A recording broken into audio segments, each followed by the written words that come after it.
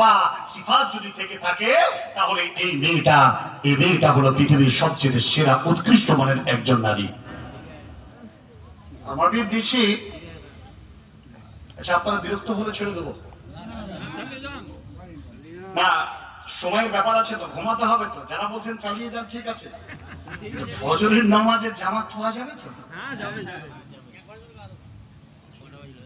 সবাইকে কিন্তু পড়তে হবে, সব মসজিদে খবর নেব আজকে, তারপরে আমি যাব। আপনাদের কাছে দুটো বই আছে, যে বই শেখ আমার বলে গেলেন, একটা দোয়ার বই, আব্দুল হামিদ মাদানির লেখা সহি দোয়া জালফক ও জিকির, অত্যন্ত জ্ঞান করব, খুবই প্রত্যেকটা বাড়িতে অতীব জরুরি এই একটা বই। আর সোনামণিদের সহি হাদিস শিক্ষা একটা বই, দুটো বই 100 টাকা। প্রত্যেকটা নারীকে বলবো, প্রত্যেকটা পুরুষ সম্প্রদায় বলবো, তখন কি কি দেখেন, কি কি দেখা হয়, মানে সাধারণত বাপ যারা ছেলের জন্য বউ দেখতে যাবেন আর যারা বিয়ে করবে তাদের মনের ভেতরে আছে না, তো কি দেখবে প্রথমে? প্রথমত দেখে মেয়েটার চেহারা ভালো কিনা, ফার্স্ট টার্গেট দেখবেন। যদি চেহারা ভালো হয়, ওদের মোবাইলে ফটো পাঠাও, 70% কাজে গিয়ে থাকবে। হ্যাঁ, তো ভালো হয় তাহলে আগে বাড়া যাবে, তারতিব চলবে।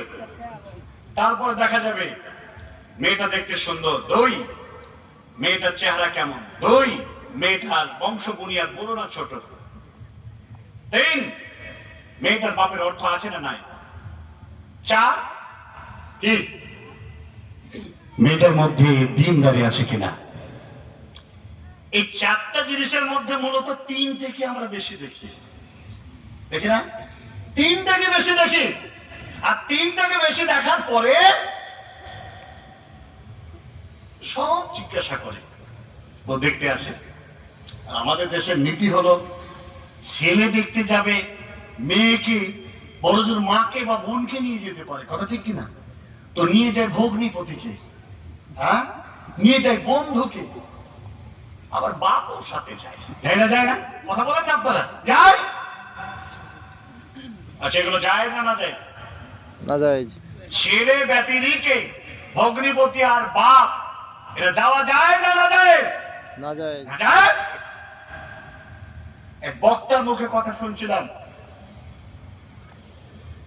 বাপ বেটা আরো কেউ সাথে গেছে, মেয়ে দেখে এসছে, দেখার পরে বলছে, খেতে খেতে মা বলছে, খেতে বসেছে, বাপও আছে বেটাও আছে, হ্যাঁ রে আব্দুল্লাহ,